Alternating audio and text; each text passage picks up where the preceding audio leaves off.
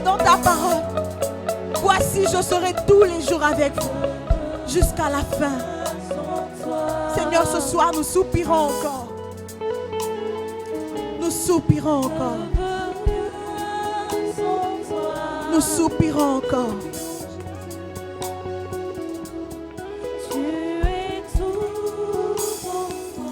Merci, Seigneur, pour ce temps avec toi. Seigneur, nous ne sommes pas venus à un culte, nous sommes venus te rencontrer. Seigneur, nous ne sommes pas venus honorer un rendez-vous avec notre conscience. Nous sommes venus pour un face-à-face avec toi. Seigneur, tu peux voir combien de fois nos cœurs et nos âmes soupirent devant ta présence. Nous sommes assoiffés de ce que tu peux faire. Nous sommes assoiffés de ce que tu peux donner à celui qui te cherche de tout son cœur. Nous sommes assoiffés des réponses que tu peux libérer sur nos vies, Jésus. Ce soir, entends nos voix qui s'élèvent. Entends nos voix, entends la voix de nos cœurs qui montent. Nous avons besoin que tu te révèles à nous. Nous avons besoin que tu te révèles à nous. Nous avons besoin que tu nous montres qui tu es. Nous avons besoin de te voir dans une autre dimension. Seigneur, ce soir, nous ne voulons pas la lettre, mais nous voulons l'esprit. Ce soir, nous ne voulons pas la forme, mais nous voulons le fond. S'il te plaît, alors que nous tenons dans ta présence, ouvre ton ciel. Ouvre ton ciel. Ouvre ton ciel. Ouvre ton ciel. Les brandelebos, sanara macheterebos, les kayanara macheterebos, sanama mahe, lo kanara macheterebayederebos, les bayandiribos, satara macheterebos. Ouvre ton ciel, Seigneur. Ouvre ton ciel et fais pleuvoir ta pluie sur nous ce soir. Père, qui peut parler d'amour mieux que toi? Tu es la personnification même de l'amour. Oh Saint-Esprit, qui peut enseigner le mariage comme toi? Lorsque Dieu disait il n'est pas bon que l'homme soit seul, tu étais là. Personne ne peut enseigner ces choses. Seigneur, je suis incapable de parler de ces choses. Je n'ai pas la capacité de le faire. Je n'ai aucun mérite de me tenir là. Seigneur, je veux être caché en toi. Et je veux que tu prennes le devant. Viens parler des choses que tu maîtrises toi-même. Viens révéler les choses que tu sais toi-même. Viens nous montrer qui tu es, Seigneur. Tu n'as pas besoin d'un homme pour le faire. Alors descends dans toute ta gloire ce soir. Visite nos cœurs. Visite les profondeurs de nos vies. Visite les fondements de nos vies. Visite, Seigneur, les fondements de notre histoire. Et rebâtis-nous, Seigneur. Rebâtis-nous par ta parole. Restaure-nous par ta parole. Relève-nous par ta parole. Dans le nom de Jésus. Merci parce que tu es là. Merci, Saint-Esprit. Parce que tu réponds lorsque nous t'appelons. Et par nos acclamations, nous voulons te dire bienvenue ce soir. Nous voulons te dire bienvenue. Bienvenue ce soir. Bienvenue Jésus. Merci, merci d'être là Jésus. Merci pour ta présence. Merci pour ce moment. Merci pour ta parole. Merci pour l'œuvre que tu fais. Merci pour l'œuvre que tu fais. Merci pour ce que tu as déjà accompli. Merci parce que tu glorifies. Jésus, tu révèles le Père Saint-Esprit. Oh, nous t'acclamons encore. Nous célébrons ton nom. Et nous poussons des cris de joie. Pour te dire bienvenue Saint-Esprit. Alléluia. Amen, amen. Est-ce que quelqu'un est content de recevoir le Saint-Esprit ce soir? Amen. Vous savez, il y a des rendez-vous. Seulement l'invitation te fait sourire.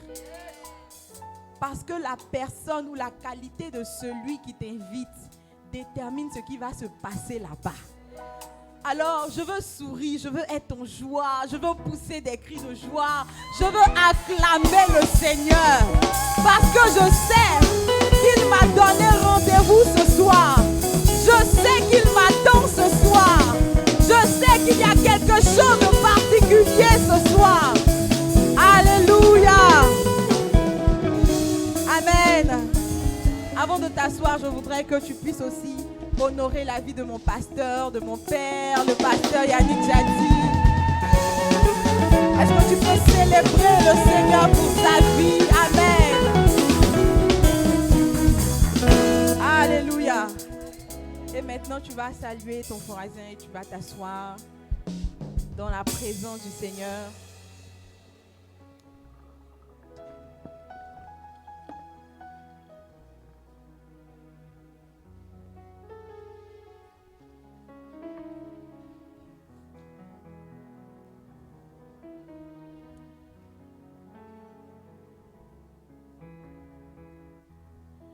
Alléluia.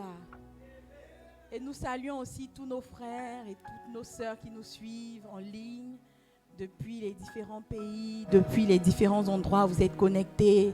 Que la grâce du Seigneur soit avec vous. Nous sommes vraiment très contents de vous avoir avec nous aujourd'hui à ce rendez-vous du mercredi d'onction. Et nous avons l'assurance que le Saint-Esprit vous visitera ce soir. Amen. Alors, est-ce que quelqu'un va bien ce soir? Est-ce que tu peux demander à ton voisin comment tu vas? Oui, souvent on vient à l'église, on s'assoit à côté de personnes qui ont juste besoin d'un sourire, juste besoin qu'on leur demande est-ce que ta journée s'est bien passée? Est-ce que quelqu'un peut demander à son voisin comment s'est passée ta journée? Et qu'est-ce qu'il a dit? Sa journée s'est pas bien passée? Elle s'est bien passée. Ah, je prie pour la journée de quelqu'un, pour quelqu'un dont la journée ne s'est pas bien passée. Elle va bien se terminer au nom de Jésus. Alors, depuis quelque temps, notre pasteur a commencé à nous enseigner sur bâtir sa vie de famille sur de solides fondements. Amen. Et nous savons que le thème de l'année, c'est l'année. Mais on dirait que vous avez oublié le thème. Donc le thème de l'année, c'est l'année des. Alors, il ne s'agit pas seulement de tout ce qui est fondement spirituel, mais il s'agit aussi de tout ce qui est fondement émotionnel. Amen. Tout ce qui est fondement financier. Toutes les dimensions de nos vies doivent cette année avoir de solides fondements. Tous les aspects de nos vies doivent cette année être bâtis sur de solides fondements. Je crois que la manière dont le Seigneur nous appelle à traiter nos fondements détermine aussi ce qu'il est sur le point de déposer. Une fois, je me baladais dans mes balades avec mon mari et je lui disais, mais pourquoi ici on ne mettrait pas un panneau? Vous voyez les grands panneaux d'affichage, voilà, de communication événementielle et tout. Donc je lui dis, mais je vois de la place sur cet immeuble, je pense qu'on pourrait mettre un panneau là. Et il m'a dit, non, c'est pas comme ça, parce que mettre un panneau sur un immeuble demande que l'immeuble ait une certaine caricature. C'est pas parce qu'il y a de la place sur le toit de l'immeuble qu'on peut mettre un panneau d'affichage. Et j'ai commencé à faire attention aux endroits où il y avait les panneaux. Et je me suis rendu compte que si vous faites attention aux sorties ici, si vous n'avez pas remarqué, en sortant, essayez de regarder différemment. Il y a toujours comme une armature qui est posée sur l'immeuble avant que le panneau ne vienne. Parce que ce qui est déposé sur l'immeuble détermine comment est-ce qu'on doit apprêter la base. Et je crois que la manière dont le Seigneur nous parle cette année de solides fondements, solide vie de famille, solide vie spirituelle, montre combien de fois Dieu s'apprête à déposer quelque chose de lourd dans notre vie. Je crois que Dieu s'apprête à nous faire passer à une autre étape. Alors, il ne faudrait pas que quelqu'un ici pense que c'est un thème qu'on a donné pour faire joli. Non. C'est vraiment la clé de ta décennie 2020-2030. Et la manière dont tu vas te concentrer pour recevoir, manger, digérer et appliquer les enseignements que tu reçois dans cette saison concernant tes fondements va déterminer comment tu vas régner dans la décennie qui arrive. Je prie pour quelqu'un ici ce soir que l'onction qui te permet de supporter des grâces exceptionnelles rentre dans ta vie au nom de Jésus. Parce que tu auras fait attention aux fondements de ta vie. Je déclare que tu transporteras ce qu'il y a de puissant. Tu transporteras ce qu'il y a de meilleur. Le Seigneur et le ciel n'auront pas peur de libérer sur ta vie ce qu'il y a de meilleur dans le ciel. Parce que tes fondements autorisent la main de Dieu à visiter ton histoire. Au nom de Jésus, je déclare ici que quelqu'un dans ce lieu va traverser cette décennie avec la grâce de ne pas faillir, la grâce de ne pas chuter, la grâce de ne pas tomber, parce que tes fondements ont été solidement établis dans le nom de Jésus. Alléluia. Alors, concernant les fondements de notre vie familiale, qui est une vie importante, notre pasteur nous a dit combien de fois réussir son mariage détermine comment tu réussis aussi dans les autres aspects de ta vie. Et combien de fois échouer dans ton mariage te fait aussi échouer aux autres niveaux de ta vie. Alléluia. Une personne qui rentre à la maison avec un esprit dérangé, un esprit abattu, un esprit fatigué, un esprit perturbé, ne peut pas être excellent au travail. Toute ta nuit, tu as pris pour réfléchir, tu regardes ton conjoint, ta femme ou ton mari qui t'a énervé, qui t'a miché. C'est-à-dire celui même qui t'a miché, lui, il dort tranquillement. Toi qui as été miché, tu réfléchis. Et le matin au travail, tu es fatigué. Le matin au travail, tu n'arrives même pas à percuter. Parce que la nuit, tu n'as pas été dans une ambiance familiale qui t'a stimulé. Je prie pour quelqu'un ce soir. Cela ne sera pas ton partage au nom de Jésus. Je veux déclarer sur la vie de quelqu'un, ta maison et ton mariage seront une atmosphère de paix pour ta vie. Je déclare que peu importe les tumultes que tu vas connaître dehors, lorsque tu vas franchir le seuil de ta maison, une paix inoubliable va inonder ta vie. La plupart des forces que tu auras à manifester dehors, tu vas les puiser dans ton mariage. Tu vas les puiser dans l'atmosphère paisible de ta maison. Reçois cette grâce au nom de Jésus. Alors, nous avons eu le temps de voir le premier âge de l'amour. Amen.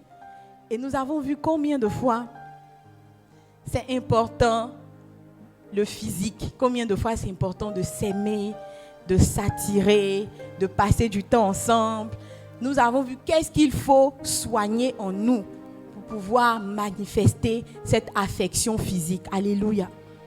Alors aujourd'hui, je voudrais continuer un peu dans la même optique, mais en parlant, en amorçant un peu le deuxième âge du mariage, sans vraiment aller directement dans le vif du sujet, mais nous allons passer par une transition qui est fondamentale. Amen. Alors, tu vas m'accompagner dans le livre de Malachie. Malachie chapitre 2, à partir du verset 13. Malachie chapitre 2.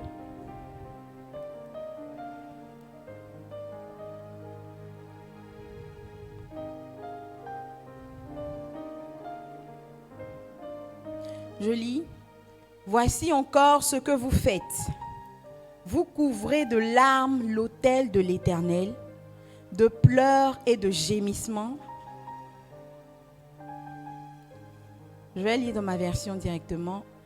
Malachie 2, verset 13. Voici une autre faute que vous avez commise.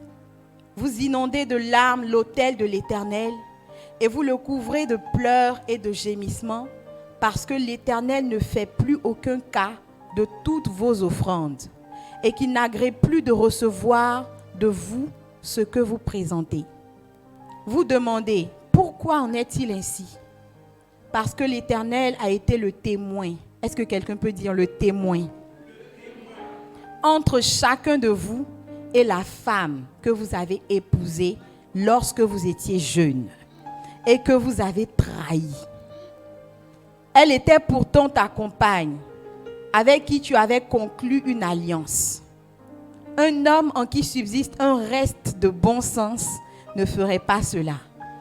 Mais vous me répliquez, alors qu'a fait cet homme-là, Abraham dont nous avons fait l'exemple? Eh bien, il cherchait une descendance qui lui vienne de Dieu. Restez donc dans votre bon sens et ne trahissez pas la femme de votre jeunesse. Verset 16, car envoyer sa femme par haine, déclare l'Éternel, Dieu d'Israël, c'est comme maculer de sang son propre vêtement en commettant un acte de violence, déclare l'Éternel, le Seigneur des armées célestes. Restez donc dans votre bon sens et n'agissez pas en traître. Amen. Est-ce que ce passage ne te choque pas un peu? Amen. Ça m'étonne de trouver ce passage dans le livre de Malachie parce que le prophète Malachie avait vraiment axé son message sur tout ce qui était offrande dans la maison de Dieu, tout ce qui était dîme, tout ce qui était apport à l'Éternel.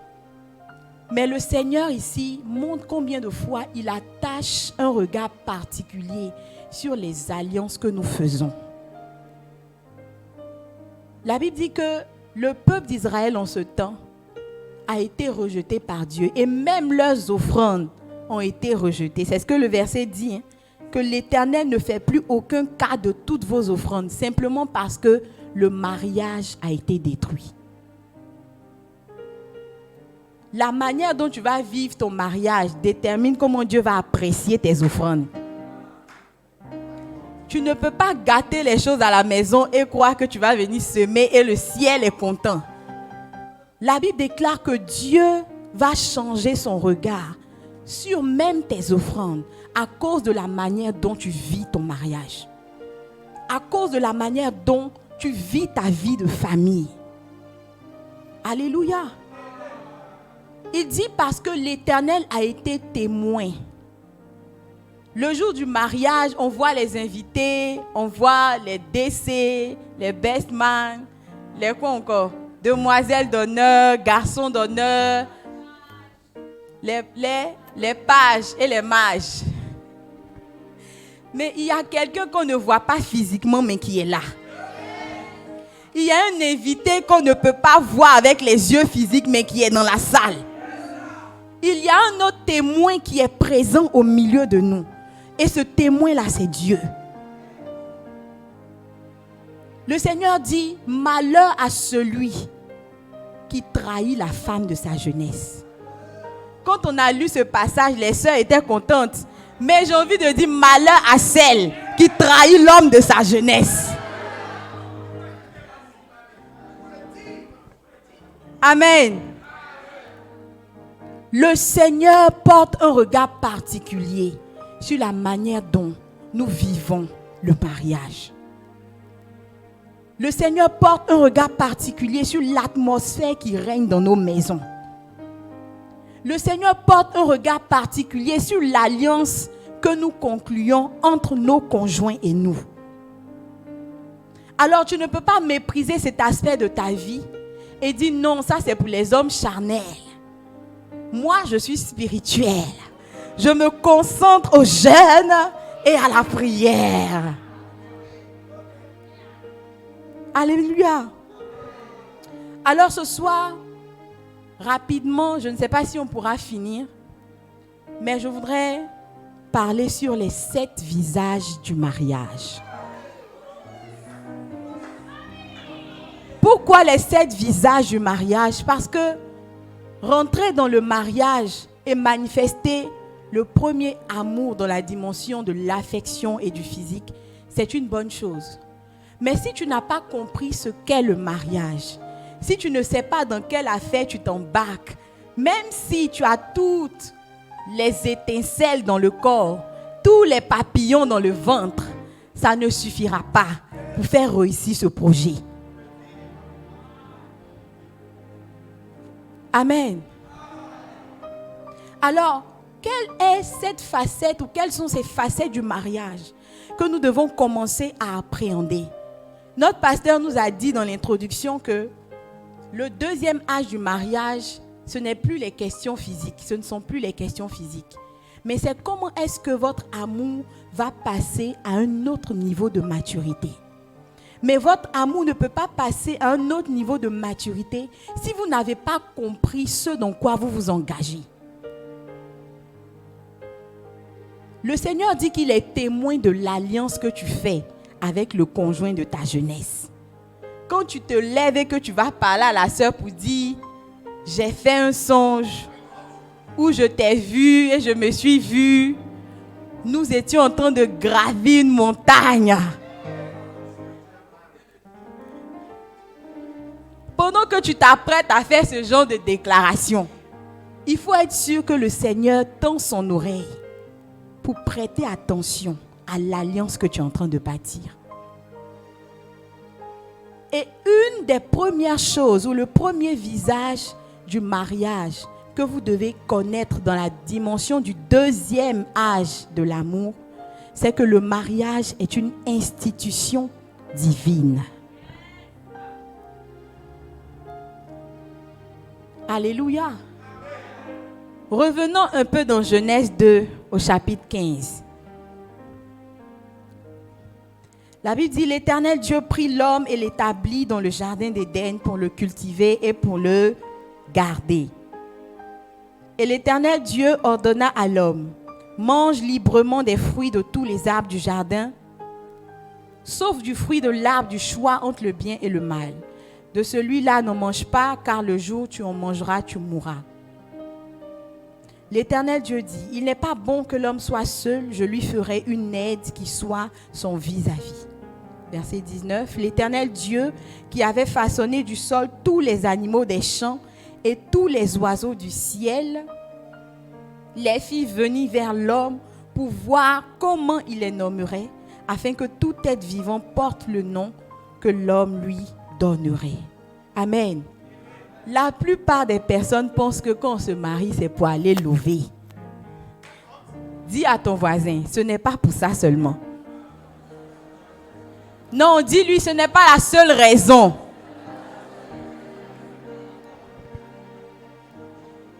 Alléluia. Une fois quand on dit ou quand on parle de mariage, les regards s'illuminent, les dents sortent, les souris se positionnent. Parce que là, tu es en train d'imaginer en même temps le love qui t'attend. D'après mon pasteur, les mariés d'ici, quand on essaie de prêcher un peu dans leur mariage, ils ne sont pas contents. Parce qu'ils sont pressés que la nuit de noces arrive. Ils disent, mais pasteur, dépêche-toi, c'est pas aujourd'hui là que tu vas nous parler de la Bible. Amen. Et c'est le problème pour lequel, lorsque nous sommes dans le mariage et que nous passons la phase du premier âge de l'amour, les problèmes commencent à se manifester. Pourquoi? Parce que nous avons méprisé la réelle signification du mariage. Vous savez, dans la vie, il y a toujours des priorités. Il y a des choses qui viennent en premier et il y a des choses qui viennent en deuxième et il y a des choses qui viennent en dernier. La Bible dit que premièrement, lorsque Dieu a pensé à donner Ève à Adam, ce n'était pas pour lever. Il n'a pas dit, il n'est pas bon que l'homme soit seul, je lui ferai une aide pour lever. Il n'a pas dit, il n'est pas bon que l'homme soit seul, je lui emmènerai quelqu'un à qui il fera plein de bisous. Il dit, il n'est pas bon que l'homme soit seul, je lui ferai quoi? Une aide semblable. Et je lui ferai une aide pour quelle raison? Parce que Dieu a dit, si vous vous rappelez au verset 15, l'Éternel établit Adam dans le jardin avec une raison, avec une mission, avec un travail, celui de le cultiver et de le garder. Derrière chaque mariage, il y a un plan de Dieu. Derrière chaque mariage, il y a une mission de Dieu. Alors quand tu rentres dans le mariage en méprisant la mission, ce n'est pas sûr que tu traverses le premier âge de l'amour. Alléluia. Le premier but du mariage, ce n'est pas de s'amouracher. Le premier but du mariage, c'est d'atteindre le plan de Dieu. Le premier but du mariage, c'est d'accomplir sa volonté par rapport à l'objectif qu'il a défini. Dieu, dans sa quête d'aider Adam ou de permettre à Adam d'exceller à chercher une aide, parce que Adam avait une mission de la part de Dieu. Aujourd'hui, lorsque nous rentrons dans le mariage ou même lorsque nous nous marions, nous n'avons pas vraiment l'esprit focalisé sur le plan de Dieu. Quand tu sais que tu t'es marié pour un but et quand tu sais que tu t'es marié pour accomplir une mission de Dieu, tu n'as pas le temps de bouder et de faire des palabres à tout moment. Parce que le temps que vous investissez dans les palabres, dans les bouderies, dans les quoi encore, dans les plaintes, c'est le temps que vous réduisez sur ce que Dieu vous a donné pour accomplir sa volonté. Alléluia. Vous devez comprendre que le premier objectif du mariage que Dieu a établi, c'est celui d'être ensemble pour son projet à lui. Alors quand vous vous mariez et quand vous dites oui je le veux, ce n'est pas d'abord pour vous. Ce n'est pas d'abord pour Lové, c'est d'abord pour le plan de Dieu. Et c'est parce qu'elle n'avait pas cette conscience profonde qu'elle a mangé le fruit. Mais rappelez-vous, quand elle a mangé le fruit, qu'est-ce qui s'est passé? Dieu a été obligé de reconfigurer son plan de gestion de la terre. Parce que ceux qu'il avait unis pour atteindre cet objectif ne l'ont pas fait. Si Dieu a besoin de combler vos émotions ou de combler vos pulsions charnelles et sexuelles, il n'a pas besoin forcément d'un homme pour ça. Et si vous faites attention, quand vous rentrez dans une dimension d'adoration très poussée, il y a certaines choses qui ne vous intéressent plus. Alors si Dieu cherchait à combler les besoins sexuels de Adam, il n'aurait pas emmené Ève. S'il a emmené Ève, c'est pour l'aider à atteindre l'objectif. Des personnes qui se marient avec la conscience du plan de Dieu n'ont pas le temps de traîner dans les futilités. Des personnes qui se marient avec la conscience de réjouir le cœur de Dieu, de faire ce que Dieu attend d'eux, n'ont pas le temps de traîner dans les palabres. Je disais à quelqu'un que tu vas rendre compte de ton mariage au ciel. Tu vas rendre compte de ce qui s'est passé dans ta vie de couple au ciel. Tu vas expliquer au Seigneur pourquoi toi seul tu peux prendre une semaine dans le mois pour faire palabre avec ton conjoint. Tu vas lui expliquer combien de fois c'est une semaine, donc 7 jours, donc combien de temps que tu as gaspillé par rapport à son plan.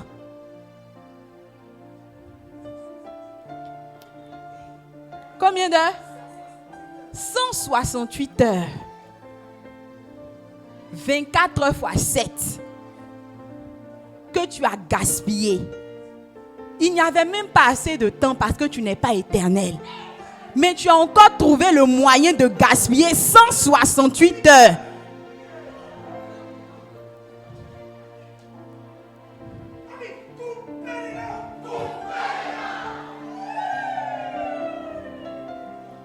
Alléluia. Prenez conscience de ce qu'est le mariage. Je pense que quand même Ève a aidé Adam un peu. Parce que quand je pense à des noms d'animaux comme le crocodile, ça je sais que c'est Adam qui a donné.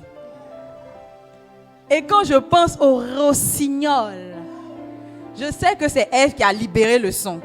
Elle lui a dit non chérie, appelons ce petit oiseau le rossignol. Il a une si belle voix. Dieu avait du travail dans le jardin. Le Seigneur avait quelque chose à faire. Il avait une mission pour le jardin. Et cette mission passait par Adam et Ève. C'est pourquoi il a fait d'eux une équipe.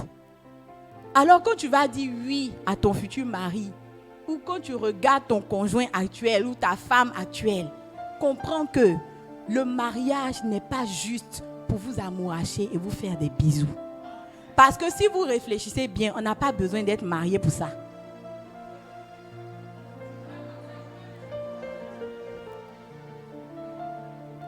Alléluia. Le deuxième visage du mariage, c'est que le mariage est une union.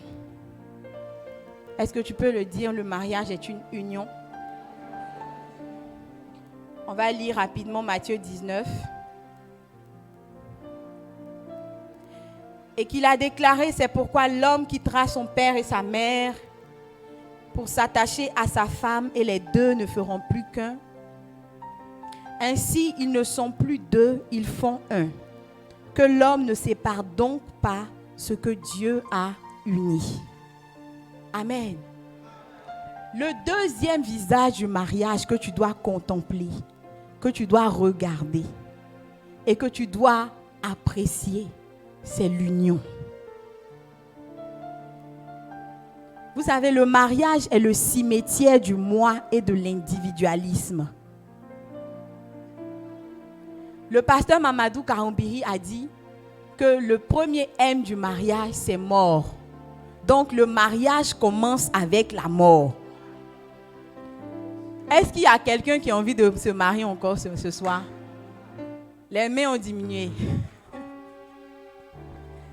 Le mariage commence avec la mort. Dis à ton voisin. Non, dis-lui bien, le mariage commence avec la mort. Non, mais il y a des gens, des voisins qui ne se parlent pas. Regarde ton voisin.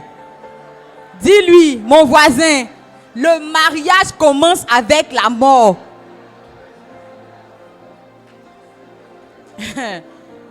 Maintenant, attends, demande-lui encore. Est-ce que tu es prêt à mourir? Non, regarde ton voisin d'à côté parce que celui de gauche ne répond pas bien. Demande-lui, est-ce que tu es prêt à mourir?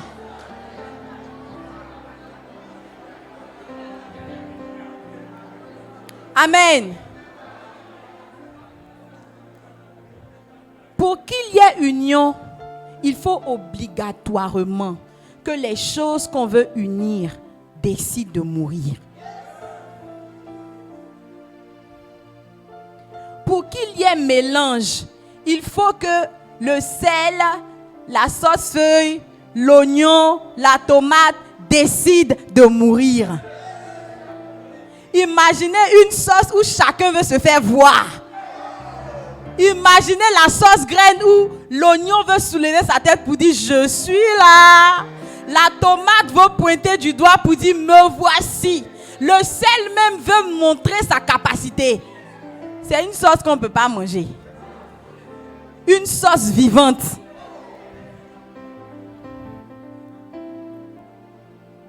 Pour qu'il y ait union, il faut qu'il y ait mort de ceux qui veulent être unis. Le problème, c'est que vous voulez vous marier, mais vous ne voulez pas mourir. Vous voulez porter des robes blanches, mais vous ne voulez pas le tombeau.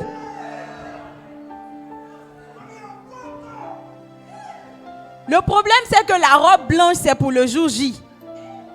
Le costume ou le costard, parce que ça dépend de combien de pièces tu as. Quand c'est juste une petite chemise, un petit pantalon, une petite veste, ça c'est le costume.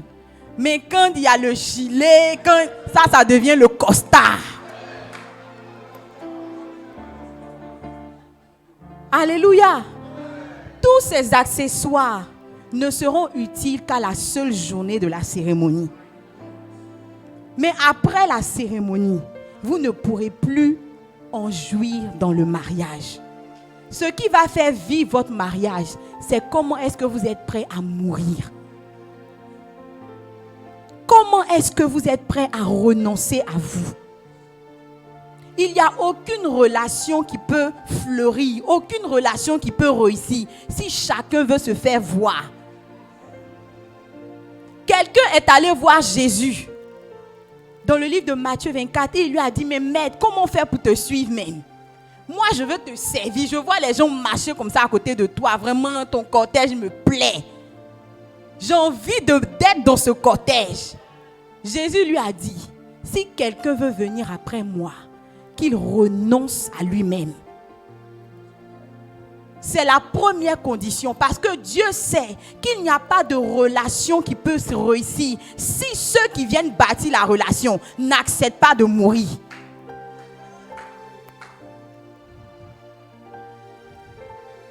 Beaucoup de personnes veulent porter la bague, beaucoup de personnes veulent avoir les costumes, les photos de mariage sans mourir.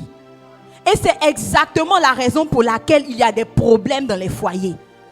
Et la capacité à voir des problèmes dans le foyer détermine aussi comment le plan de Dieu est détruit. Parce que lorsque tu disais oui pour un seul jour. Tu n'as pas compris que ton oui allait entraîner une succession de morts jusqu'à ta vraie mort.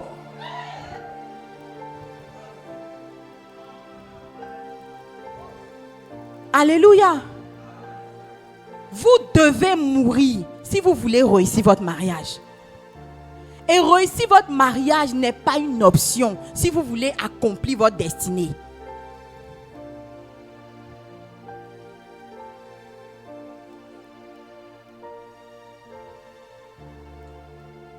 Cinq types de personnes qui n'arrivent pas à fusionner. Ou les 5 types de personnes qui n'arrivent pas à se mélanger à leur conjoint. Les premiers, ce sont les personnes indépendantes. Les personnes qui sont trop attachées à leur liberté. Des personnes qui n'ont pas envie qu'on leur dise non, fais comme ci, fais comme ça. Tant que tu veux être seul, tant que tu veux être indépendant, il est mieux pour toi de rester célibataire. Un célibataire n'a pas de compte à rendre à quelqu'un. Un célibataire n'a pas de permission à demander à quelqu'un. Un célibataire n'a pas de concession à faire avec quelqu'un. À partir du moment où tu prends le chemin du mariage, il faut que tu sois prêt à perdre ta liberté. Des hommes qui ne veulent pas qu'on touche leur téléphone. Si tu ne veux pas qu'on touche ton téléphone, reste célibataire. Si tu ne veux pas qu'on te demande qui t'a appelé, reste. Si tu ne veux pas qu'on te demande où est-ce que tu vas comme ça, reste.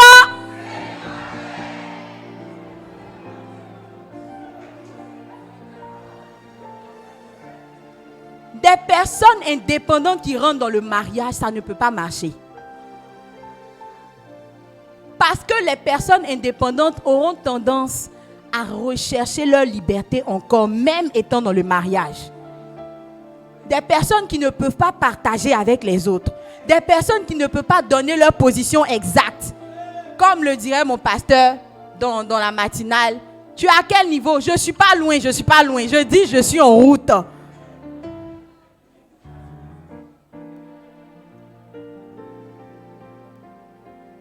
Si vous avez développé une liberté excessive, vous ne pouvez pas rentrer dans le mariage. Et si vous rentrez dans le mariage avec cette liberté, vous allez détruire votre vie de couple. Parce qu'on ne se marie pas pour être seul. On ne se marie pas pour vivre chacun sa vie. Il a dit, ils seront une seule chair. Quand on se marie, c'est pour se mélanger. Quand on se marie, c'est pour fusionner. Quand on se marie, c'est pour s'unir. Tu ne peux pas désirer le mariage et ne pas désirer la perte de ta liberté. Alléluia. Le deuxième type de personnes, ce sont les personnes égoïstes. Les personnes qui ne veulent rien faire pour les autres. Des personnes qui ont toujours tendance à tirer la couverture de leur côté. Et même si tu as l'erreur d'avoir un conflit avec elle, à la fin, c'est toi-même qui as raison qui va demander pardon. Parce que même pour dire pardon encore, elles ne sont pas disposées. Si vous ne vous détachez pas de l'égoïsme, vous n'allez pas réussir votre mariage. Parce qu'il y a des fois où vous devez perdre pour gagner. Il y a des fois où vous devez passer sur les choses qui méritent d'être observées, mais vous devez accepter de sacrifier pour gagner quelque chose de meilleur. Si vous avez tendance à regarder tout ce qui vient à vous, comment vous vous sentez, moi on ne me parle pas comme ça, moi on ne me dit pas comme ça, mon papa ne m'a jamais dit ça. Comme ton papa ne t'a jamais dit ça, va chez ton papa. Il va continuer à ne pas te dire ça.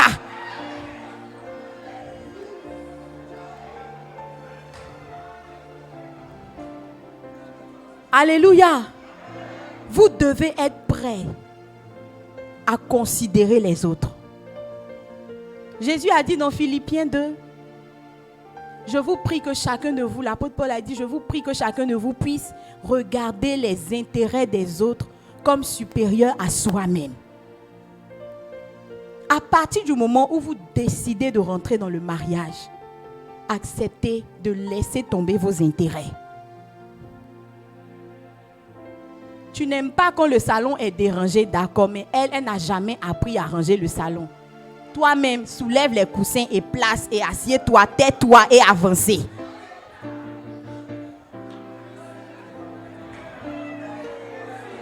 Amen. Tant que vous allez cultiver l'égoïsme dans votre cœur, vous n'allez pas pouvoir expérimenter ce qu'on appelle un mariage épanoui. Tant que vous allez continuer à cultiver l'égoïsme dans votre cœur, vous n'allez pas pouvoir expérimenter ce qu'on appelle un mariage réussi. La troisième catégorie de personnes, c'est les personnes qui ne sont jamais prêtes à faire des sacrifices. Des personnes qui veulent être à l'aise 24 heures sur 24. Même Jésus a accepté de mourir à la croix. Tu es comment et tu ne veux pas faire de sacrifice. Des personnes qui veulent que tout leur soit donné sur un plateau. Il ne faut pas leur demander des efforts. Non, je ne peux pas faire cet effort. J'ai assez fait. Si vous voulez réussir votre mariage, travaillez la culture du sacrifice. Travaillez la culture du sacrifice. J'ai vu des foyers où ce n'est pas parce qu'ils ne pouvaient pas rester ensemble, mais c'est parce que personne n'était prêt à faire des sacrifices. Et c'est ce qui a fait que toi-même tu as grandi sans ton papa ou sans ta maman. Donc quand tu ne vas pas régler ce problème et que tu vas aller te marier, tu vas répercuter le problème dans ton mariage.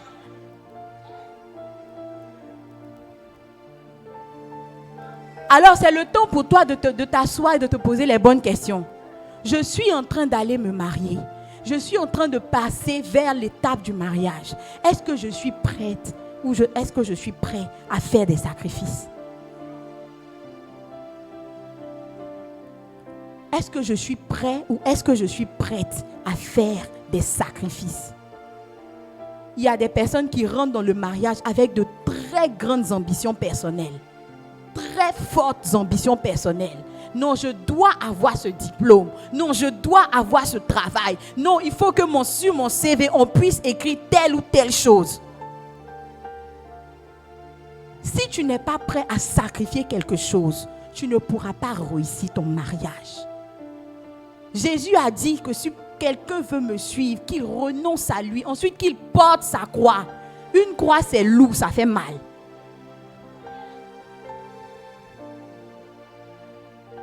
Une croix, ça fait mal.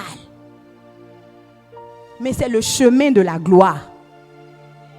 Alors si tu veux rentrer dans le mariage, mais tu ne veux pas juste y rentrer, tu veux entrer avec la grâce d'être heureux et de vivre épanoui, il faut être prêt ou prête à faire des sacrifices. il faut être prête à sacrifier des choses.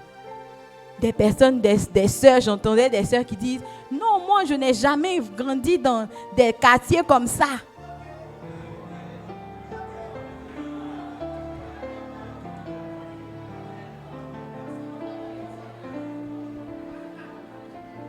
Alléluia.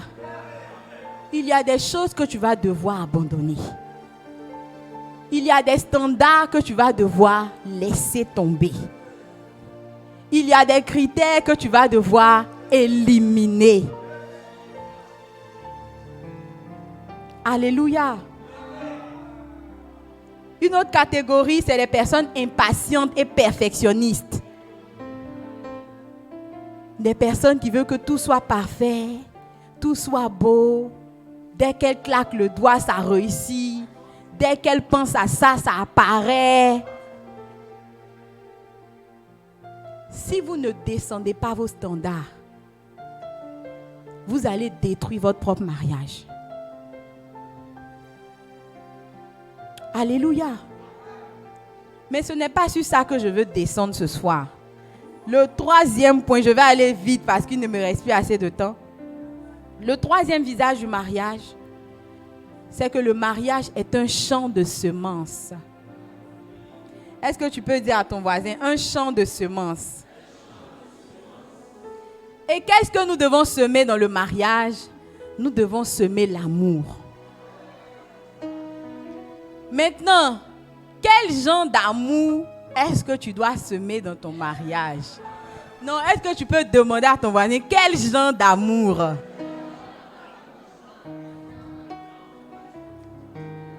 Vous savez, je méditais un peu sur la manière dont le diable a quitté la présence de Dieu. Et sur comment est-ce que les choses se sont faites sur la terre. Comment est-ce qu'il a essayé de bâtir ces choses. Et j'ai remarqué que tout ce que le diable a vu chez Dieu, il a voulu recopier tout.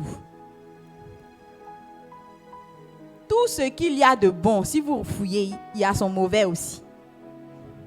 Tout ce qu'il y a dans la présence de Dieu, le diable a essayé de reconfigurer à sa manière.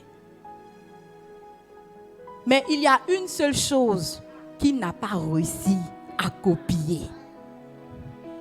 Il y a une seule chose qu'il n'a pas réussi à formater ou à reconstituer.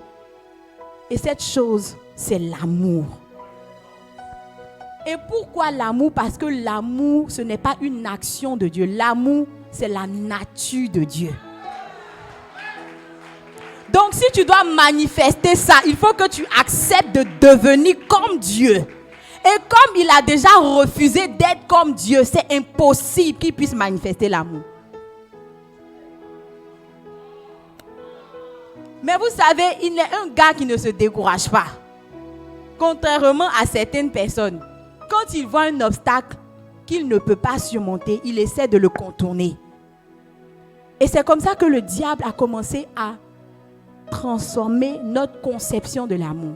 Parce qu'il sait que si nous arrivons à manifester l'amour dans la pensée de Dieu, nous allons réussir notre vie.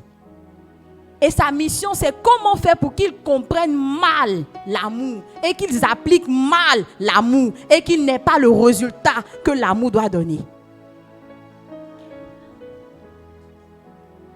Si je demande à quelqu'un ici, une personne mariée, une personne en couple, est-ce que tu l'aimes? Tu as dit oui, en fait, je ressens, ce que je ressens est fort. Ce que je ressens est fort. Non, je n'ai jamais ressenti ça pour quelqu'un. Quand je le vois, quand je la vois, non, je n'ai jamais ressenti ça.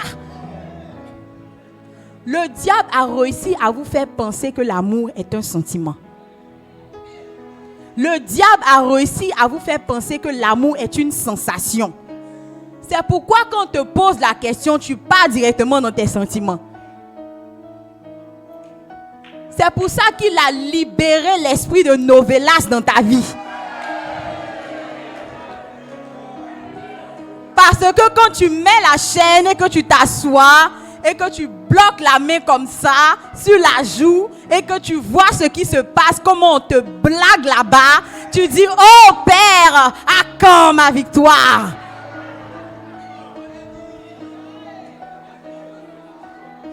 Maintenant, je veux qu'on aille ensemble voir de quoi est-ce que Dieu parle quand il parle d'amour. Pour que ça soit bien clair dans ton esprit. Quand tu entendras le mot amour, A-M-O-U-R, que tu puisses exactement savoir la définition réelle de ce que c'est. 1 Corinthiens, chapitre 13. La Bible dit l'amour est... Est-ce qu'on peut lire ensemble? L'amour est... Il est... L'amour. Il n'est pas... Il ne cherche pas à se faire. Il ne s'enfle pas. Verset 5. Il ne fait rien. Il ne cherche pas. Il ne s'aigrit pas contre. Et il ne trame pas. Verset 6. L'injustice. La vérité. 7. En toute occasion, il.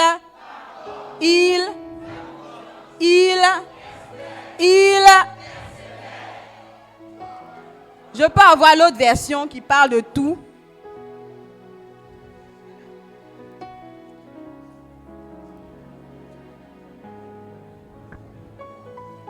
Je peux avoir la version 8 secondes, juste le verset 7. L'amour excuse tout, croit tout, espère tout et supporte tout.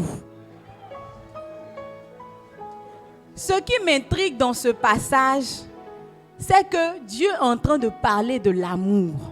L'amour que nous croyons être un sentiment. Et Dieu vient dire que l'amour est patient. L'amour est plein de bonté. La question c'est, est-ce qu'un sentiment peut avoir des sentiments? Est-ce qu'un sentiment peut avoir des sentiments? Est-ce qu'un sentiment a la capacité de réfléchir? Est-ce qu'un sentiment peut poser une action?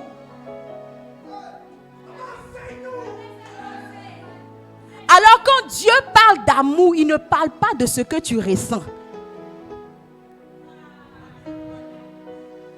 L'amour, ce n'est pas ce que tu ressens. Dis à ton voisin, ce n'est pas ce que tu ressens. Non, pose-lui bien la question. Dis-lui, ce n'est pas ce que tu ressens.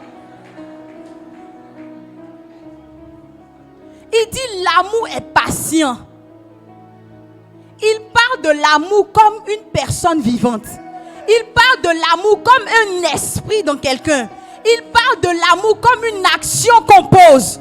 Alors tant que tu ne peux pas faire ces genres de choses, ne dis pas que tu aimes.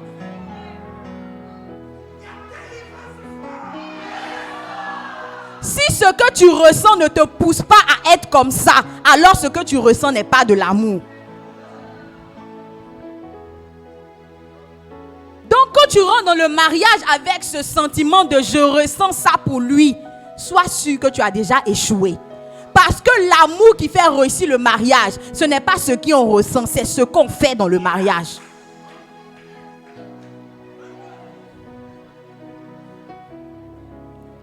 L'amour ne se mesure pas à ce que vous ressentez, mais à ce que vous faites. Combien de kilos de sentiments il y a dans ton cœur, ce n'est pas ce qui est important. Mais quelles sont les actions que tu poses? C'est ce qui détermine est-ce que tu aimes ou est-ce que tu n'aimes pas. Parce que le sentiment va disparaître. Et notre pasteur nous l'a dit, le premier âge de l'amour est vraiment focalisé sur le sentiment.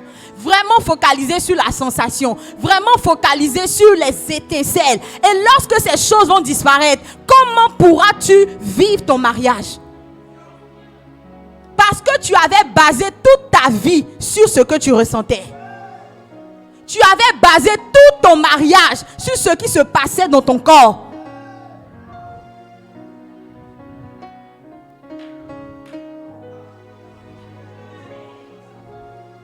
Alléluia. Maintenant, nous allons voir qu'est-ce que l'amour fait. 1 Jean 3, verset 18.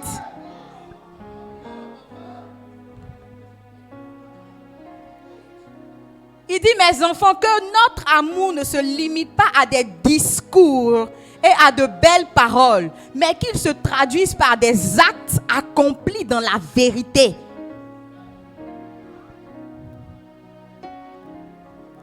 Alors ce n'est pas le nombre de je t'aime que tu dis. Ce n'est pas le nombre de poèmes que tu fais, ni le nombre de lettres que tu écris qui détermine que ton mariage va réussir. S'il n'y a pas des actes qui sont accomplis dans la vérité.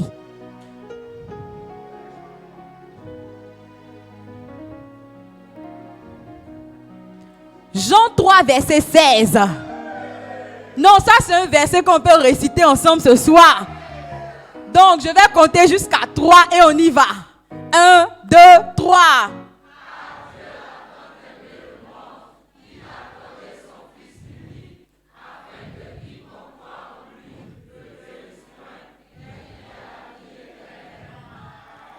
Dis à ton voisin, au moins ça tu connais.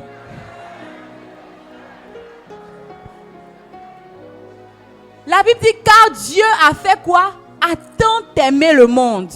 Qu'il a fait quoi? Qu'il a donné.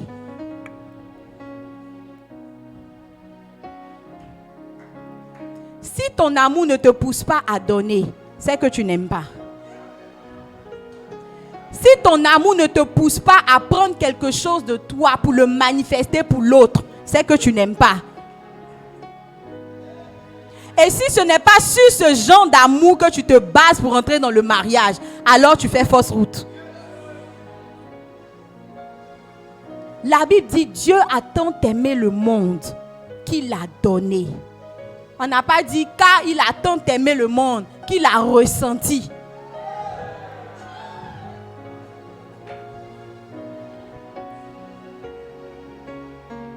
J'ai besoin de 8 personnes, 4 hommes et 4 femmes, s'il vous plaît, qui vont venir rapidement. Non, juste en bas ici.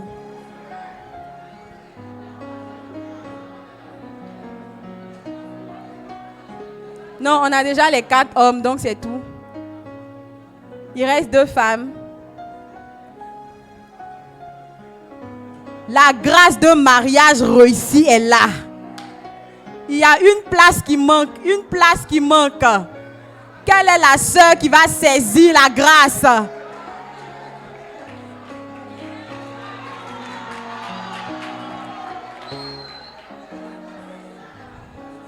Alors, vous allez vous placer comme si vous étiez des couples.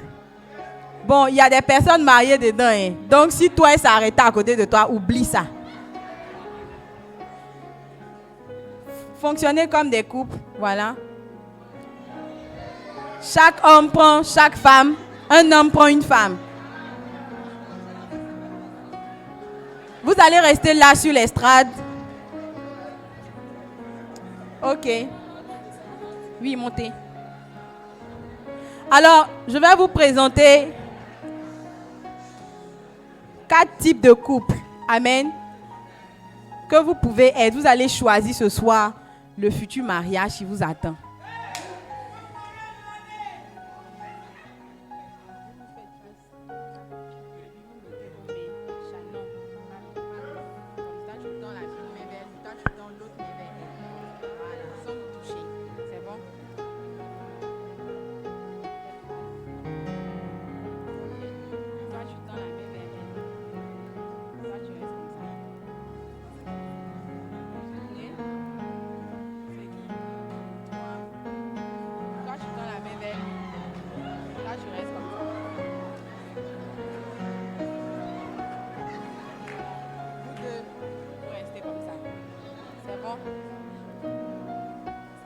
Alléluia.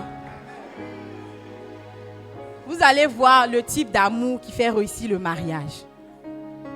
Ici, nous avons le premier couple, la première configuration. Donc, on a le mari et on a la femme. Et dans ce type de couple, chacun s'est marié pour être heureux. Quand ils ont dit oui, ils ont dit oui pour être heureux. Chacun lutte pour son bonheur. Quand vous voyez chaque personne attraper ses mains, les deux ont attrapé leurs 2 mains. Ça montre qu'ils se cherchent. Ils cherchent le bonheur fort même. Ils n'ont même pas le temps de s'intéresser à ce que l'autre peut demander ou peut recevoir. Amen. Le deuxième type de couple, C'est le couple dans lequel il y a une personne qui a renoncé à elle et qui tend la main, c'est-à-dire qui fait sortir ce qu'il y a en elle pour toucher son conjoint.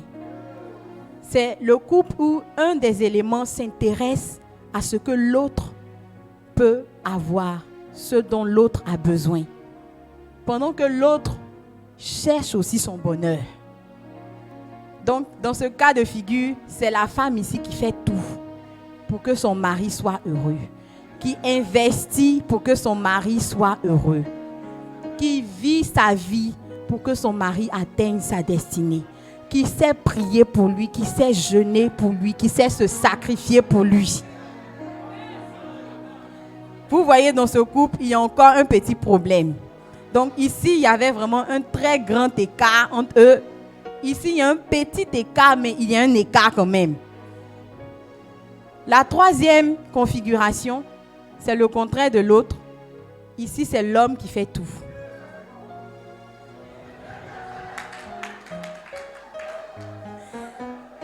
Ici, c'est l'homme qui investit. C'est lui qui se sacrifie. C'est lui qui paye le prix. C'est lui qui réfléchit au bonheur de sa femme. C'est lui qui s'intéresse à est-ce qu'elle est épanouie, est-ce qu'elle n'a pas de besoin, est-ce qu'il y a quelque chose qu'il peut faire pour la rendre encore plus heureuse. Pendant que madame cherche à fêter la fête des mères, Saint-Valentin, anniversaire et quoi encore? Le 8 mars. Donc ici aussi, il y a une séparation entre eux, même si elle n'est pas très grande. Amen. Donc tous ces trois cas de figure, vous pouvez descendre, merci. Tous ces trois cas de figure, tous ces couples que vous avez vus, ce sont des couples où il y a de l'amour. Mais ce n'est pas un amour qui fait avancer le couple. Ce sont des couples où il y a de l'amour, mais l'amour n'est pas dirigé dans le bon sens. Maintenant, on va voir la dernière configuration. Ici, il s'agit de monsieur et de madame. Chacun est marié, merci. Donc, dans ce couple-là, monsieur s'intéresse au bonheur de sa femme, sans penser à ce qu'il gagne dans ce bonheur. Vous voyez que sa main est tendue vers elle. Il n'y a rien qui reste vers lui. Tous ses efforts, tout ce qu'il peut apporter, il le fait dans le sens de faire du bien à l'autre. Il s'intéresse au bonheur de l'autre. Il se soucie du bonheur de l'autre. Quand il veut prendre une décision, il ne réfléchit même pas à ce qu'il va gagner dans la décision. Il réfléchit à comment est-ce que l'autre va vivre la décision qu'il s'apprête à prendre. De l'autre côté, on a la femme, elle aussi, qui a décidé de tout donner pour son mari, qui fait tout ce qu'elle peut faire pour qu'il soit un homme stable, épanoui, posé dans la tête, posé dans l'esprit. Quand il rentre à la maison, il y a le repas préféré. Elle s'arrange de sorte à ce que son mari soit totalement épanoui. Ici, c'est la dimension où il n'y a personne qui cherche de bonheur. Chacun des conjoints est plutôt intéressé à comment donner du bonheur. Et quand vous regardez la configuration, il y a une ligne. C'est parce que leurs mains sont, ce n'est pas les mêmes mains, mais il y a une ligne entre les deux. Il y a un lien entre les deux. Il y a une communication entre les deux. Et c'est ce lien-là qui peut perdurer un mariage. Amen. Soyez bénis.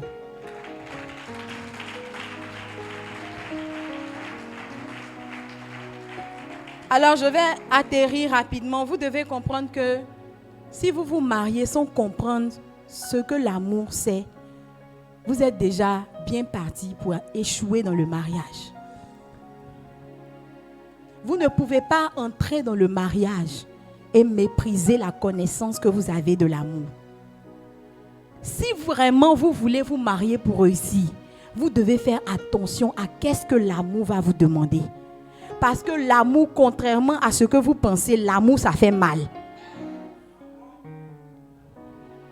Si vous n'êtes pas prêt à avoir un cœur qui peut supporter les douleurs de l'amour, il est mieux que vous restiez célibataire. Si vous n'êtes pas prêt à avoir un cœur qui ne se soucie pas de lui-même, mais qui fait tout pour l'autre, pour que l'autre soit heureux, alors vous n'êtes pas prêt à rentrer dans un mariage. Et si vous êtes rentré dans ce mariage de cette manière, vous avez besoin de faire une rééducation. Alléluia. La Bible déclare que Dieu a tant aimé le monde qu'il a donné. Il a pris quelque chose qui était à lui et il a donné. Il a pris ce qu'il avait de plus cher et il a donné. Il a regardé ce qui lui coûtait le plus et il a sacrifié cela. Pour que la personne à qui il voulait montrer son amour soit sûre qu'il aime. Tu ne peux pas prétendre rentrer dans le mariage et réussir ou prétendre aimer ton conjoint quand les décisions, les choix que tu fais sont tous orientés vers ton propre intérêt. Beaucoup de personnes se marient sans s'aimer vraiment. Beaucoup de personnes se marient parce que non, je suis juste fan. Être fan, ça ne fait pas réussir un mariage. Beaucoup de personnes se marient simplement parce qu'il me plaît. Il me plaît, ça ne fait pas réussir un mariage. Beaucoup de gens se marient parce qu'il est gentil avec moi. Il est gentil avec moi. Ça ne fait pas réussir un mariage. Si vous ne changez pas votre conception de l'amour et si vous ne réadaptez pas votre pensée à la dimension d'aimer comme Dieu, alors soit vous ne vous mariez pas, soit vous vous mariez pour échouer. Alléluia. Combien de personnes se sont mariées sans connaître ce que c'est que l'amour? Sans savoir ce que l'amour allait te demander de faire. Sans savoir le prix que l'amour allait te demander de payer pour l'autre. Sans savoir les sacrifices que tu allais avoir à faire par amour pour l'autre. Et c'est cette chose que nous n'avons pas qui fait que le diable peut venir arrêter le mariage à n'importe quel moment. Parce qu'il sait que la manière avec laquelle vous êtes rentré dans le mariage, c'est la configuration ou la déformation du sens de l'amour qu'il vous a donné au travers des films et des histoires d'amour. Aujourd'hui, il ne s'agit pas de films, il ne s'agit pas de novelas. L'amour, ce n'est pas un jeu. Le mariage, ce n'est pas un jeu. La vie de famille, ce n'est pas un jeu. Il s'agit de ta destinée. Il ne s'agit pas de qui va t'envoyer des messages où te dit « Ben, je suis bien rentré ». Tu n'as pas besoin de ça. Tu as besoin du conjoint qui va te faire rentrer dans ta destinée. Tu as besoin de la personne qui va t'aider à accomplir le plan de Dieu. Tu as besoin de celui ou celle qui sera pour toi le moteur de ta vie. Et il ne s'agit pas de combien tu es fin ou combien il te plaît. Il s'agit de ce que tu as compris par rapport au mariage. Il s'agit de comment ton cœur s'est ouvert sur ce que Dieu lui-même a fait. Regardez le premier mariage ou le deuxième mariage, si vous voulez, que Dieu a célébré. Le mariage entre Christ et l'Église. Regardez comment le marié est mort pour la mariée. On va lire rapidement ce dernier passage et on va prier. Éphésiens 5.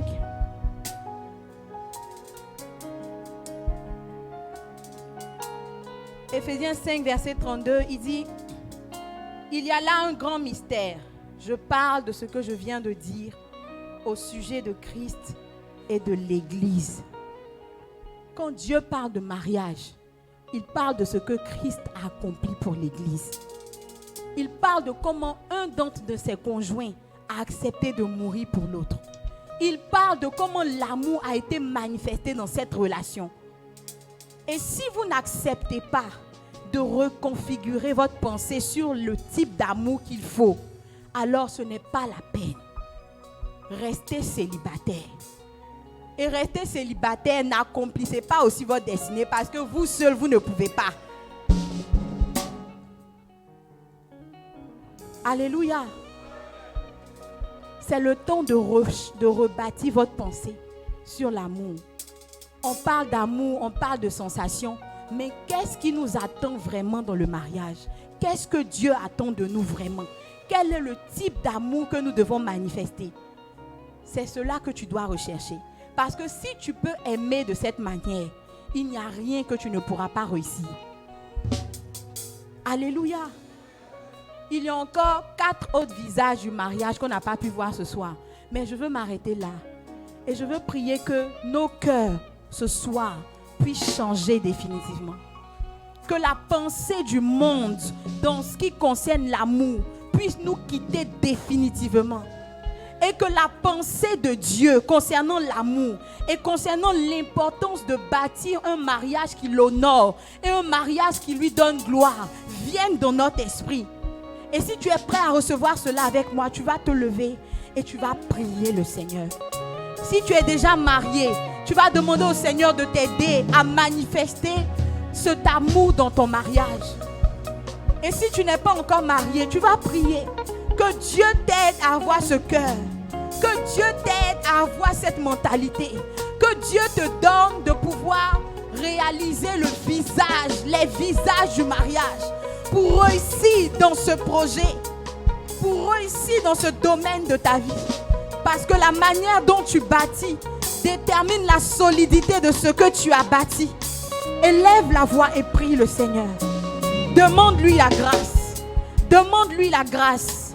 Demande-lui la grâce d'aimer sérieusement, d'aimer comme lui, d'aimer comme il pense, d'aimer comme il a aimé. Il s'agit de ce que tu es prêt à faire. Il s'agit d'une attitude. Il s'agit d'un comportement. Il s'agit d'une action à poser. Il s'agit de la nature de Dieu en toi.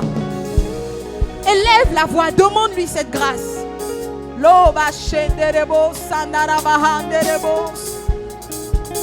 Vous qui nous suivez en ligne, élevez la voix de là où vous êtes et priez pour ce cœur. Priez pour ce cœur. Priez pour comprendre ces choses. Priez pour comprendre ces choses. Priez pour comprendre ces choses. C'est la base d'un foyer qui réussit. C'est la base d'un mariage épanoui. C'est la base d'un mariage épanoui. C'est la base d'une vie de famille sur de solides fondements. Élève la voix. Demande à Dieu de te faire grâce. Demande à Dieu de te faire grâce.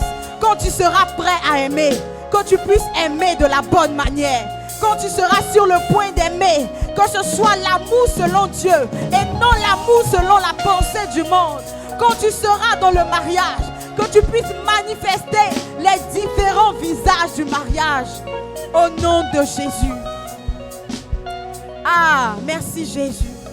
Merci pour ta parole. Je veux prier pour quelqu'un. Là où ton cœur a été déformé, parce que toi-même tu n'as pas connu l'amour, parce que tu n'as pas vu ton père et ta mère s'aimer, parce que tu ne sais même pas de quoi on parle quand on parle d'amour, que ce soir, le Seigneur rebâtisse le fondement émotionnel de ta vie au nom de Jésus.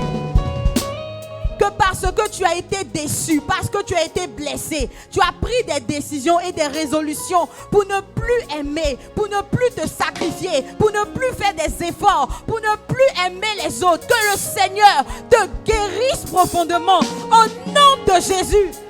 Que le lien qui te poussait à ne pas aimer, à rechercher juste un intérêt, à rechercher juste quelqu'un pour prendre soin de toi, à rechercher quelqu'un pour combler tes vides et tes émotions, que ce soir, Dieu se révèle à toi et qu'il soit celui qui vienne combler les vides en toi, de sorte que tu ne rentres pas dans le mariage pour attendre de recevoir, mais que tu rentres pour donner, parce que tu es rempli de ce que tu dois donner, dans le nom de Jésus. Jean-Baptiste a dit, un homme ne peut recevoir que ce qui lui a été donné du ciel. Que ce soit le ciel te donne la capacité d'aimer. Que ce soit le ciel te donne la capacité d'aimer. Que ce soit le ciel te donne la mentalité de Dieu. Que ce soit le ciel te donne les armes, les équipements qu'il faut pour réussir le mariage. De sorte que dans ta vie de famille, tu sois une réussite. Dans ta vie de famille, tu sois un succès. Dans ta vie de famille, tu surpasses les obstacles et que tu glorifies Dieu, que tu atteignes le plan de Dieu pour ta vie. Si tu reçois ces paroles, déclare Amen, Amen, Amen. Amen. Tu peux t'asseoir.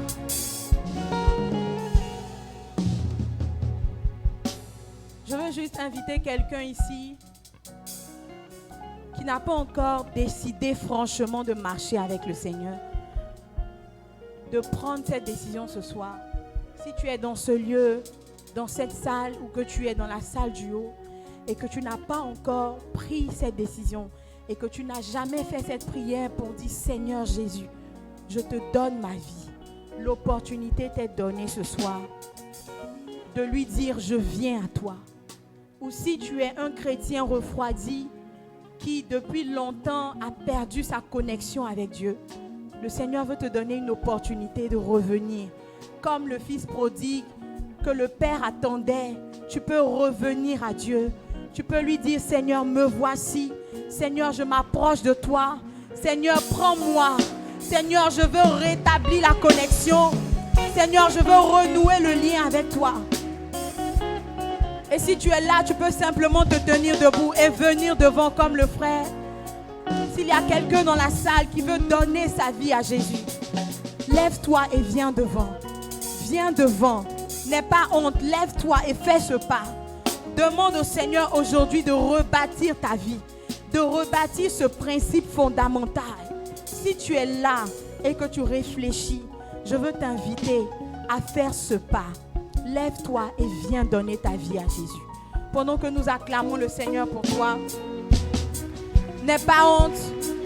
Lève-toi et viens devant. Lève-toi et rejoins-nous. Je sais qu'il y a quelqu'un ici ce soir à qui Dieu a donné spécialement rendez-vous. Fais l'effort de te lever. Ne regarde pas au regard des hommes. Le Seigneur t'attend dans une autre dimension, dans une autre dimension. Lève-toi et viens devant. Pendant que nous acclamons, pendant que nous célébrons le Seigneur pour ta vie, pour t'encourager, lève-toi et viens devant. Amen. Alors nous allons prier avec notre frère.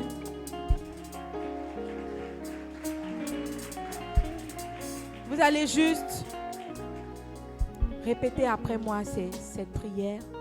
Seigneur Jésus, je m'approche de toi ce soir. Je suis venu me donner à toi. Je suis venu prendre la décision de marcher avec toi. Je suis venu décider de vivre ma vie avec toi. Aujourd'hui même, je te donne tout ce que je suis. Je te donne tout ce que j'ai. Je renonce à ma vie passée, à mes anciennes habitudes, à mes anciens choix. Je renonce à ma vie. Je t'accepte, Jésus, comme mon Seigneur et mon Sauveur. Transforme-moi. Donne-moi ta pensée. Donne-moi la pensée de Dieu. Change ma mentalité. Donne-moi ton esprit. Relâche ta grâce sur moi. Délivre-moi de toute chaîne. Et donne-moi de manifester ton règne. Au nom de Jésus.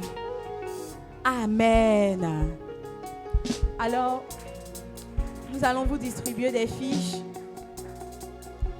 que nous allons vous demander de bien vouloir renseigner. Amen. Voilà, donc, s'il vous plaît, restez un peu. Voilà, vous renseignez les fiches. Nos sœurs, les hôtesses vont récupérer tout à l'heure. Le but de ces fiches, c'est de vous connaître. Et si vous le permettez, d'avoir des pasteurs qui vont vous suivre et vous aider à vous attacher au Seigneur. Alors, le conseil que je peux vous donner de la part de notre pasteur, c'est vraiment de faire l'effort de ne pas quitter la présence de Dieu.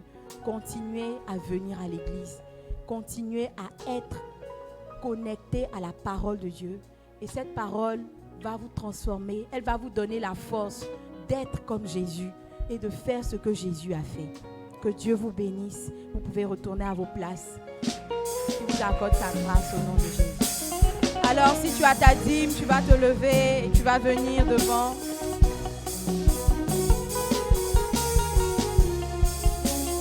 Si quelqu'un a sa dîme ce soir, est-ce que tu peux apporter ton offrande au Seigneur?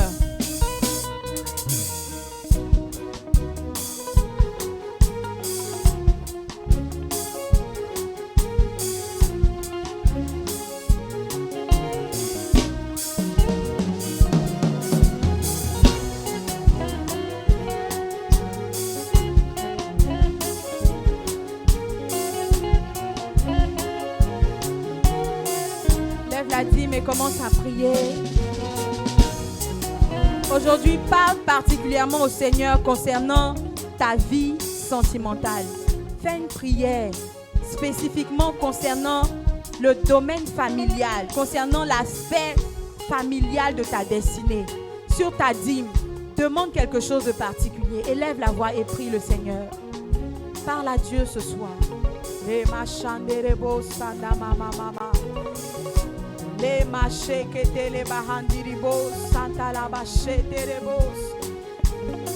Tu peux toujours nous rejoindre si tu as ta dîme. Si tu es dans la salle du haut, tu vas te diriger vers l'écran. Et pour vous qui nous suivez en ligne, vous avez toutes les informations au bas de l'écran. Et vous pouvez apporter vos dîmes au Seigneur avec nous ce soir. Alors lève ta dîme, je veux prier. Sur cette dîme, je veux annoncer la grâce de vivre un mariage réussi. Sur cette dîme, je veux proclamer le témoignage d'une vie de famille épanouie. Parce que tu as su honorer Dieu, il te donnera les meilleures choses dans ta vie familiale. Parce que tu as su honorer Dieu, il gardera ton foyer, il gardera ta maison, il gardera tes enfants, il gardera ta famille. Je déclare que l'atmosphère familiale dans ta maison sera un témoignage pour tout ton voisinage, sera un témoignage pour tout ton environnement, sera un témoignage pour tous tes proches. Et que la grâce de Dieu de vivre un mariage qui réussit, la grâce de Dieu de manifester le cœur de Christ dans son mariage te soit donnée ce soir pleinement et totalement. Reçois cela au nom de Jésus. Amen. Tu es béni, tu peux déposer ta dîme.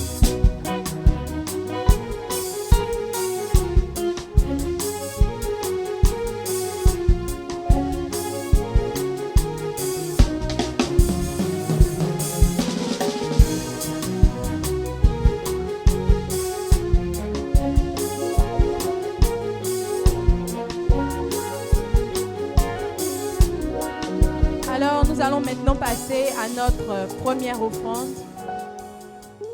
Tu as ton offrande d'action de grâce. Tu vas apporter au Seigneur pendant que les paniers passent.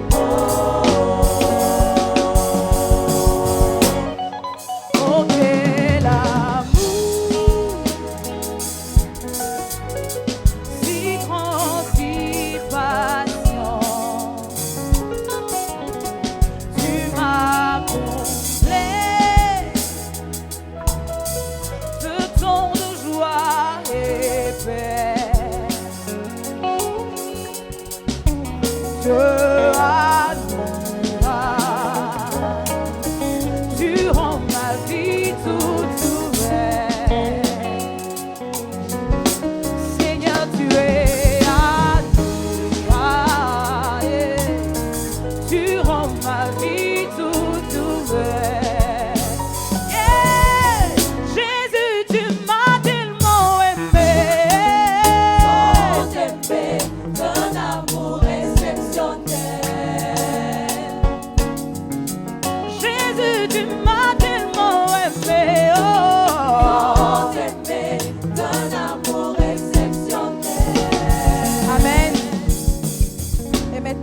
apporter nos offrandes de mission. Amen.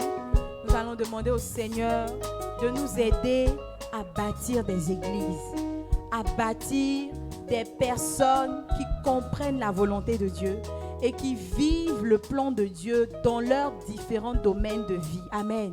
Prends ton offrande de mission et apporte pour que des âmes soient gagnées au nom de Jésus.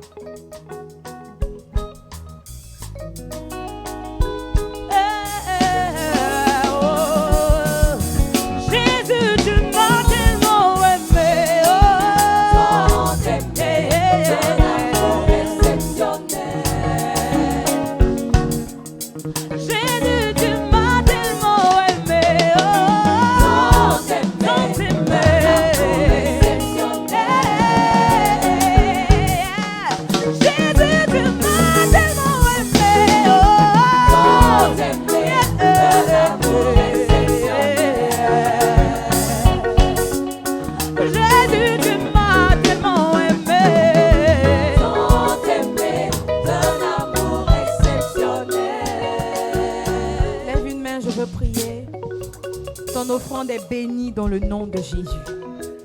La grâce de Dieu vient sur toi et le Seigneur te donne la capacité de mettre sa parole en pratique. La grâce de Dieu vient sur toi et le Seigneur vient travailler et traiter dans ton cœur tous les mauvais fondements. Tu ressors de ce lieu avec une nouvelle mentalité. Tu ressors de ce lieu avec une nouvelle manière de penser. Tu ressors de ce lieu avec le logiciel de Dieu installé en toi. Tu ressors de ce lieu en une nouvelle personne, capable de réussir sa vie sentimentale, capable de manifester le règne de Dieu dans sa vie familiale. Que cette onction déborde sur ta vie au nom de Jésus. Amen. Alors nous allons suivre les annonces.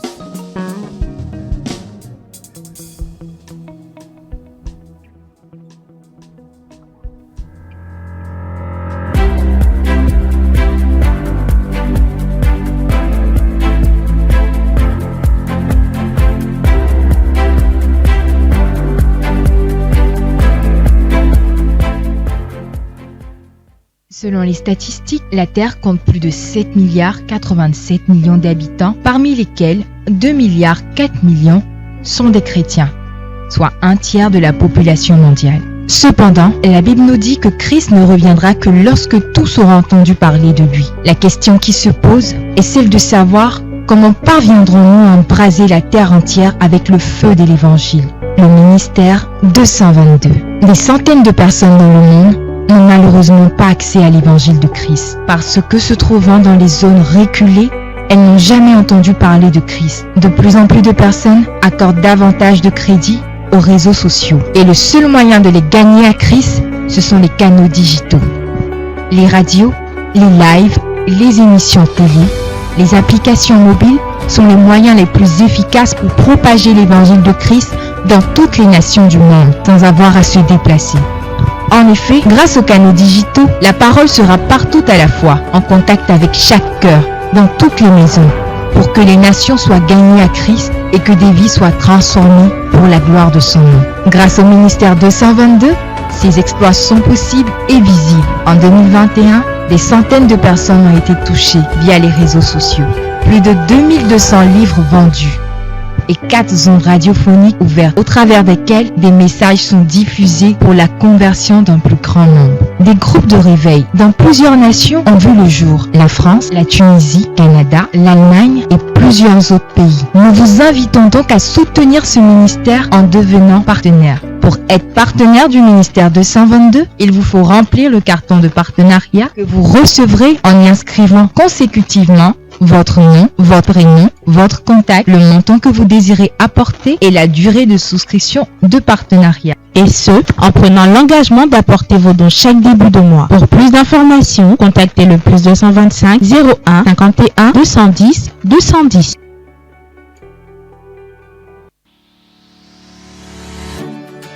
Vous désirez approfondir votre connaissance de la parole? Vous souhaitez devenir un chrétien mature et stable afin de voir votre vie de prière épanouie? Rejoignez vos classes d'académie afin de recevoir la formation biblique qui vous donnera les bases solides dans votre vie chrétienne. Pour plus d'informations, rendez-vous au stand de l'accueil ou contactez le plus 225 07 49 40 64 99.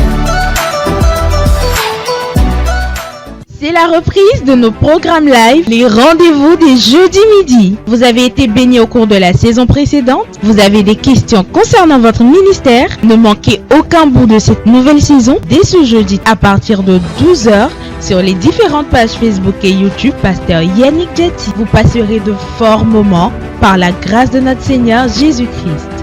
Les rendez-vous des jeudis midi, un rendez-vous qui change ta destinée. Vous me chercherez et vous me trouverez si vous me cherchez de tout votre cœur. Dans cette saison, le mot d'ordre est de chercher Dieu, de désirer sa présence, d'aspirer au Saint-Esprit et d'être assoiffé de sa parole. Il n'y a personne qui cherche Dieu et qui demeure la même personne. Prier te transforme, prier te rend intime de Christ, prier te donne la vision de Dieu et les pensées du ciel. Prier aiguise ta capacité à entendre Dieu. Dieu cherche des personnes assoiffées qui se tiendront à la brèche, payant le prix afin de voir leur intimité avec le Saint-Esprit passer à un tout autre niveau. Tous les matins à partir de 5h, en présentiel à l'église Centre Chrétien de Réveil, au matinal de prière.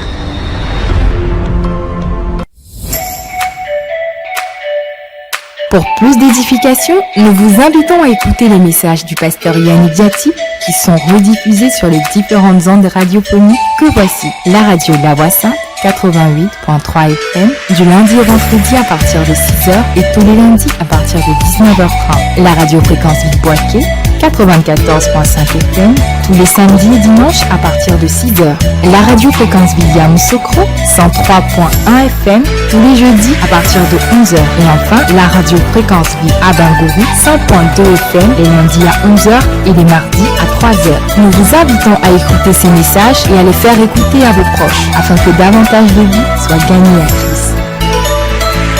Le gardien du chrétien, c'est sa vie de prière. La prière maintient et arrose notre intimité avec le Seigneur Jésus. Par la grâce de Dieu, au Centre Chrétien de Réveil, nous entretenons des tours de prière dénommés le H24. Tous les jours du lundi au dimanche, ce sont les tribus et les départements qui s'attellent à honorer leurs heures de prière. De 8h à 20h, ce sont les départements qui assurent la maintenance des prières. Ensuite, de 22h à 4h30 du matin, c'est au tour des tribus, par les veillées de prière, d'assurer la maintenance des tours de prière. Et enfin, le dimanche n'est concerné que le département d'intercession pour assurer la maintenance des tours de prière. Pour plus d'informations, contactez la responsable du H24, l'assistant pasteur par Eunice, plus 225 07 08 84 82 87.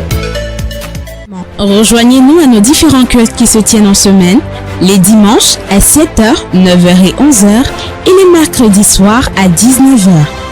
Nous sommes situés à la Riviera 2, à 100 mètres du carrefour Chevaux entre Cap-Nord et la Case d'Ivoire. Que la paix et la grâce du Seigneur luisent sur vous. Amen. Alors demain c'est jeudi et les jeudis nous avons les rendez-vous des jeudis.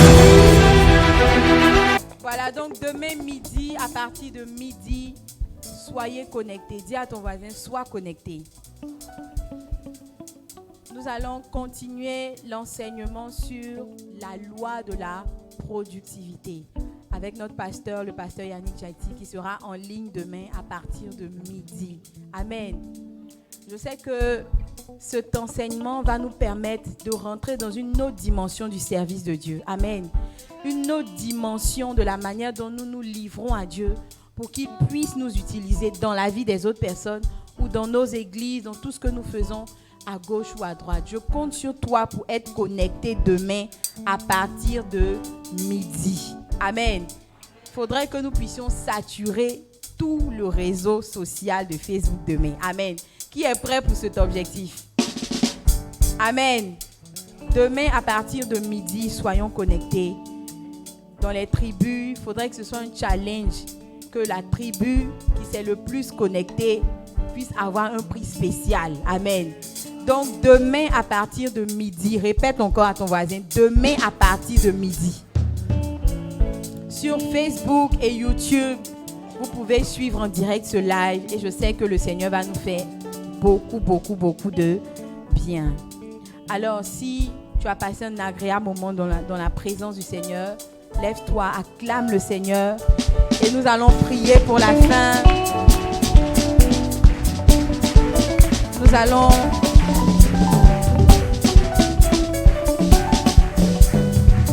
lève les mains, je veux prier. Père, nous te rendons grâce pour ce moment. Merci pour ta bénédiction qui nous accompagne ce soir. Parce que nous avons mis nos pieds dans ce lieu, nous ressortons remplis de la présence de Dieu. Et parce que nous sommes remplis de la présence de Dieu, aucune montagne sur notre chemin ne persiste dans le nom de Jésus. Parce que nous sommes remplis de la présence de Dieu, Seigneur, nous marchons dans une dimension de victoire. Seigneur, je veux prier que tout ce qui était déformation émotionnelle dans nos vies, tout ce qui était obstacle émotionnel dans nos mariages, dans nos foyers, dans nos relations qui vont vers le mariage, je prie que ta parole ce soir nous en délivre au nom de Jésus. Quelqu'un ici reçoit la capacité, quelqu'un reçoit la grâce et quelqu'un reçoit l'onction de vivre une vie de famille qui honore Jésus, qui glorifie Jésus, qui proclame Jésus, qui annonce Jésus. Simplement sans parler, mais par la manière dont les choses se font dans ta vie. Les nations et les gens autour de toi témoigneront qu'il y a quelque chose de spécial. Dans le nom de Jésus, tu ressors de ce lieu béni. Le reste de ta semaine est béni. La main de Dieu est ton soutien. Jour après jour, le Seigneur pourvoit à tes besoins. Besoin en nourriture, besoin en transport, besoin en présence de Dieu à tous les niveaux. La présence de Dieu te comble. Elle remplit ta vie. Elle sature l'atmosphère de ta vie. Tu seras un témoignage au milieu de ceux avec qui tu marches. Dans ton travail, dans ton quartier, dans ta maison. Le Seigneur témoignera de toi. Il fera de toi une lumière qui brille pour éclairer les autres. Si tu reçois ces paroles, déclare Amen, Amen, Amen. Salue ton voisin et dis-lui à demain midi sur le jeudi midi.